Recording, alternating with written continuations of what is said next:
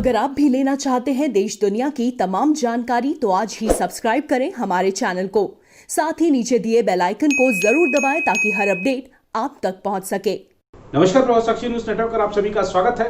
देश में कोरोना की चाल तेज हो चली है। मौसम ने अपनी करवट बदली है तो कोरोना ने भी अपनी करवट बदली है, चाल तेज कर दी है। भारत में अगर बात करें तो कुल संक्रमितों की संख्या 8 लाख के पार जा चुकी है। देश के कई राज्यों में हालात इस तरीके के बन गए हैं कि राज्य सरकार को शहरों में या पूरे प्रदेश में लॉकडाउन लगाना पड़ा है। उत्तर प्रदेश की बात करें तो उत्तर प्रदेश में आज शुक्रवार रात 10 जुलाई से लॉकडाउन शुरू हो गया है, जो कि सोमवार 13 जुलाई तक रहेगा सुबह 5 बजे तक।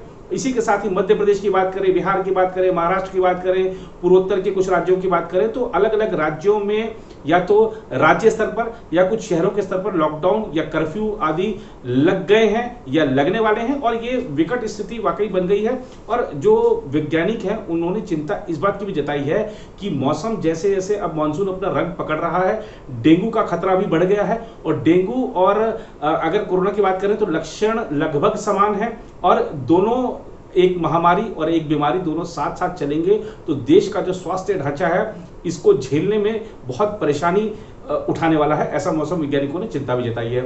क्या है पूरा मामला, क्या है रफ्तार, महाराष्ट्र में क्यों वजह है हाहाकार और दिल्ली में कुछ स्थिति सुधरी है, कहां कहां स्थिति बिगड़ी है, इसके बारे में आपको पूरी रिपोर्ट देंगे। साथ ही बताएंगे कि कैसे आज अब जो हमारे रक्षा मंत्री राजनाथ सिंह, उनको फोन किया अमेरिकी रक्षा मंत्री ने, लद्दाख में, पूर्वी लद्दाख में जो कुछ हुआ भारत और चीन के बीच उस मुद्दे पर बातचीत हुई है। अभी क्या स्थिति है इस मुद्दे पर बातचीत हुई है। अमेरिका ने पूरा समर्थन जताया है भारत को।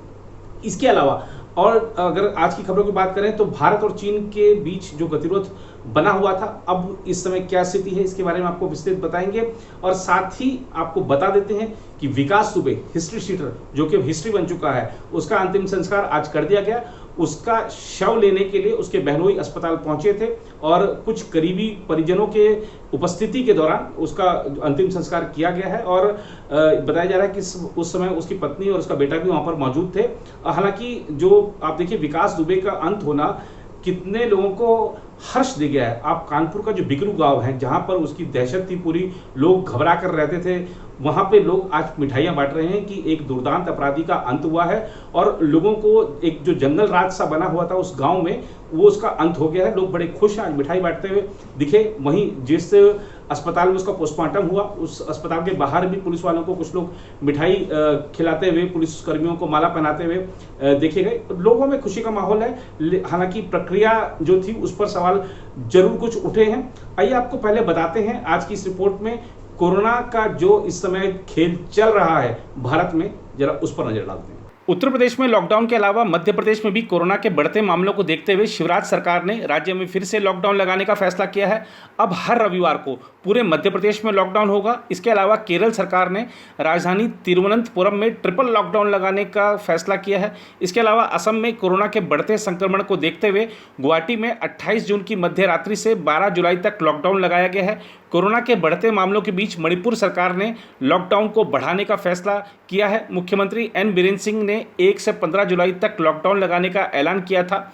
वहीं बिहार में कोरोना महामारी की रोकथाम को लेकर प्रशासन के आदेश पर लगभग 1.5 दर्जन जिलों में फिर से लॉकडाउन की घोषणा की गई है। इनमें राजधानी पटना, आरा, वैशाली, भागलपुर, सुपौल, नालंदा, पूर्णिया, दरभंगा, कैमूर, बक्सर, बेतिया, नवादा, सुपौल, मधेपुरा, खगड़िया, मुंगेर, किशनगंज, मुजफ्फरपुर और मोतिहारी जिला शामिल हैं। उधर बढ़ते कोरोना वायरस के मामलों से पूरा महाराष्ट्र परेशान है। पिछले 24 घंटों में यहां कोरोना संक्रमण के 7,862 नए मामले सामने आए हैं। साथ ही 226 लोगों की मौत भी हुई है।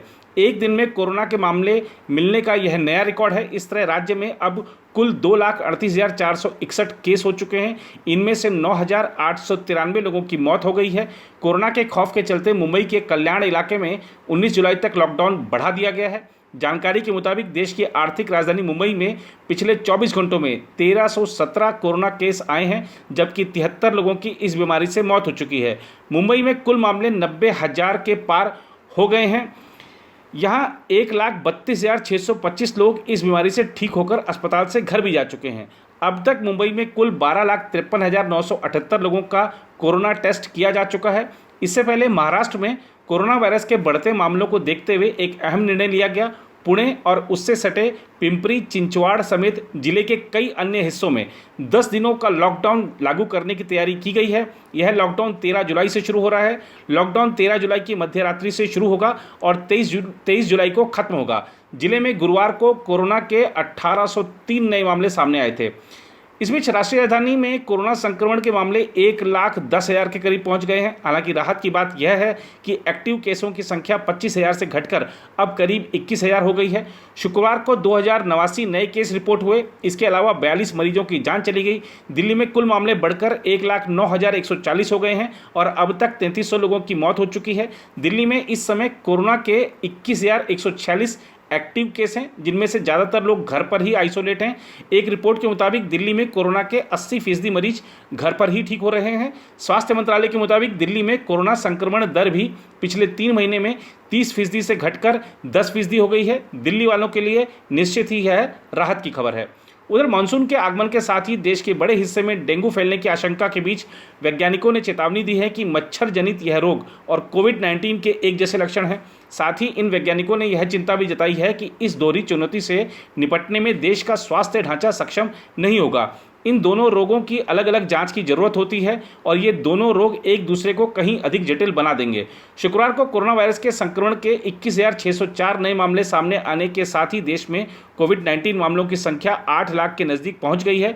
विषाणु विज्ञानी शाहिद जमील ने 2016 और 19 के डेटा के आधार पर अनुमान जताया है कि भारत में हर साल डेंगू के करीब 1 लाख से लेकर 2 लाख मामले सामने आते हैं। National vector borne disease control programme के मुताबिक 2019 में जांच में डेंगू के 1,36,422 मामले सामने आए थे और करीब 132 लोगों की मौत हुई थी।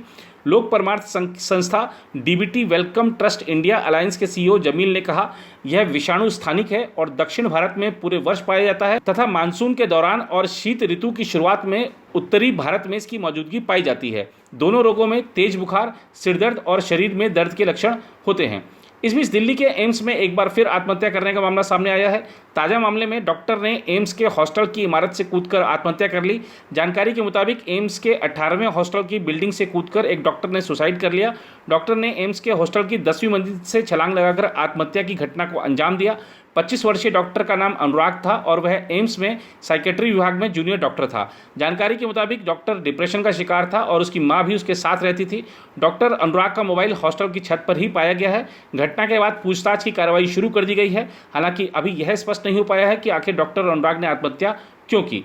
उधर भारत और चीन के बीच चल रहे तनाव के बीच भारतीय वायुसेना को 5 और अपाचे हेलीकॉप्टर मिल गए हैं। इसके साथ ही अब भारतीय वायुसेना के पास सभी 22 अपाचे अटैक हेलीकॉप्टर परिचालन के लिए तैयार हैं। साथ ही चिनूक हेलीकॉप्टर भी भारतीय वायुसेना को मिल चुके हैं। अमेरिकी कंपनी बोइंग के जरिए 22 में से अंतिम 5 अपाचे अटैक हेलीकॉप्टर भारतीय वायुसेना को जून के महीने में सौंप दिए गए हैं। बोइंग ने एक बयान में कहा कि 22 अपाचे अटैक हेलीकॉप्टर के अंतिम 5 हेलीकॉप्टर हिंडन एयर बेस पर वायुसेना को सौंपे गए हैं। इसके अलावा चिनूक हेलीकॉप्टर की डिलीवरी भी मार्च के महीने में कर दी गई है। उधर 5 मई से 5 जुलाई की 2 महीने की लंबी अवधि तक तमाम तरह के हथकंडे अपनाकर भी भारत पर दबाव बनाने में बुरी तरह नाकाम रहा चीन अब शांति का राग अलापने लगा है।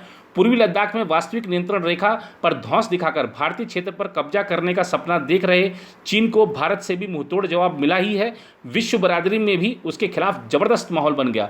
अब जब चीन समझ चुका है कि वो अपने ही फेंके जाल में बुरी तरह फंस गया, तो सीमा पर शांति और संयम की दुहाई दे रहा है।